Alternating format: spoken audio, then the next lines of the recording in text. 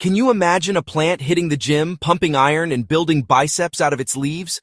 Or maybe stuffing itself with extra oils, growing a belly like humans do when they eat too much fat?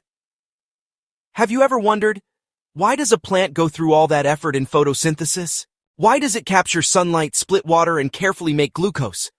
What's the point of turning that sweet glucose into proteins and fats? Is it really about muscles and adipose tissue? Of course not. Humans may think about building muscles in the gym or reshaping their bodies with fat, but a plant thinks in a completely different way. No gyms, no six-pack, no belly fat, just a brilliant strategy of turning glucose into something far more fascinating. Let's start with proteins. Proteins in plants are not for muscles. They are the plant's tools and workers. Imagine a giant factory. The proteins are the engineers, the machines, the transport trucks, even the guards at the gates. Every enzyme that speeds up reactions, protein. Every transporter that carries minerals through the root, protein. Even the green chlorophyll making machinery inside the leaf depends on proteins. Now the fats.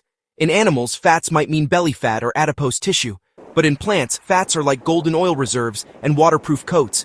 Seeds, like sunflower or soybean, store oil, not for getting fat, but as concentrated energy for the baby plant when it first wakes up to grow.